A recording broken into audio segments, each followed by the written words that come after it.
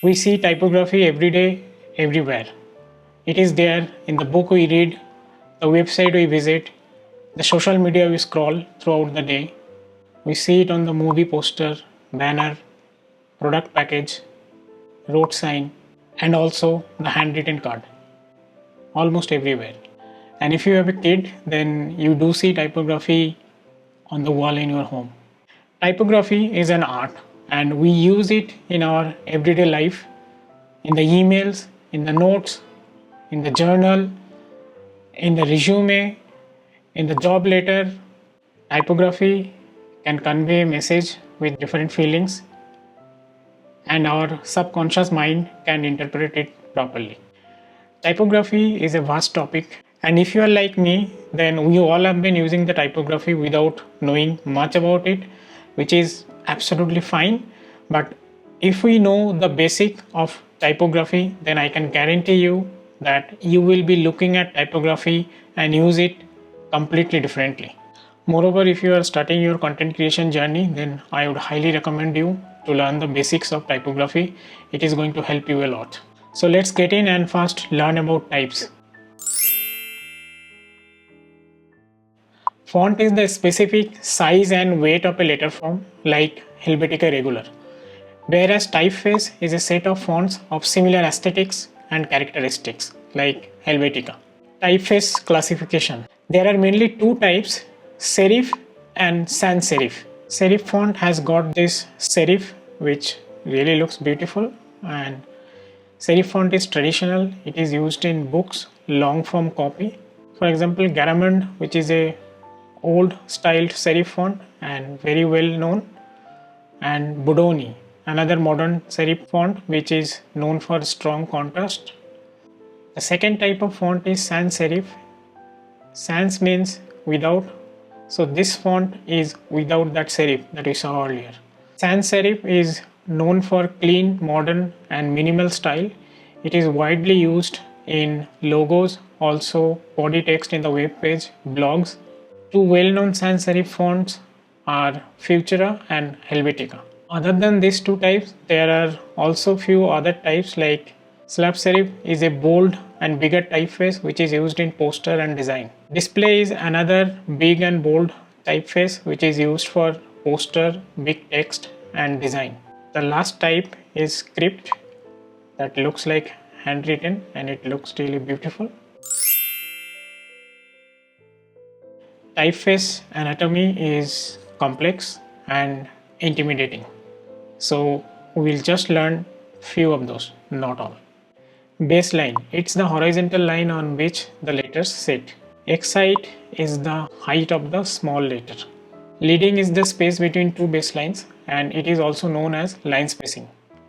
Too much or too little are not good and we need a balance, and most of the cases whatever default setting that we have in our software is good enough for our use cases. Line length or size to measure, it is simply the length of the line. Having too small line creates break and it looks bad, and if the line length is too long then it is tiring for the eyes to read. So we need to have something in between, and the recommended size of the line is 35 to 75 characters per line. Kerning is the space between two letters. When letters like W, T, Y, V or O appear together, then the gap can occur, and which kind of looks little odd, and adjusting the kerning can help to resolve this problem. If you start looking closely, then you will observe this kerning problem. Tracking, which is also known as letter spacing, and it is different than kerning. Kerning is space between two letters, whereas tracking is the space between all the letters. And we can use tracking especially with capital letters to make it look better like this. Legibility is the clarity of the character and how it can be deciphered, whereas readability is level of comprehension and the visual comfort of reading something. This much of basic knowledge at the beginning is good enough to start applying in our everyday typography, and the next question that comes in our mind is which typeface to use. Well, it depends what is the message that you want to convey. If it is fun, then we can use something stylish. If we want to add some personal touch, then we can use script.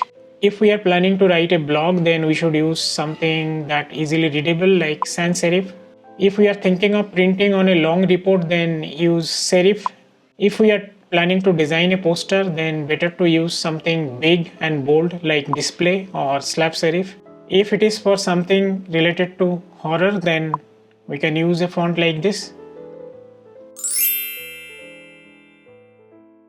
Now let's see how this basic knowledge of typography can help me, and you must be wondering how it can help you.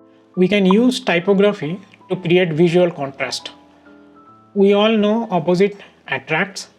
Serif and sans serif, these are two different kind of fonts, and if we combine together we can create contrast like this. You can also use different size and weight to create visual contrast. We can grab immediate attention by creating something big and bold. We can use typography to create visual hierarchy. Which line you read first? If you are like me, then you read the last line first. And this is known as visual hierarchy in graphic design. A simple change in typography can make look something from this to this. Based on your use case and requirement, you start with a single typeface, and you can use different size and weight based on your need.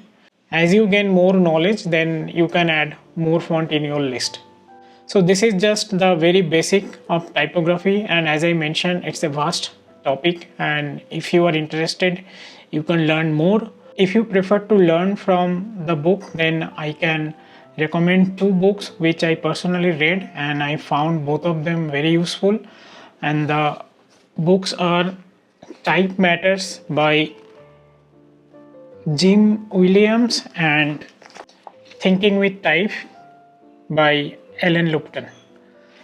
If you have not read any book on typography and you start to learn, then start with this book. This is a very helpful book. It's very short read but very useful.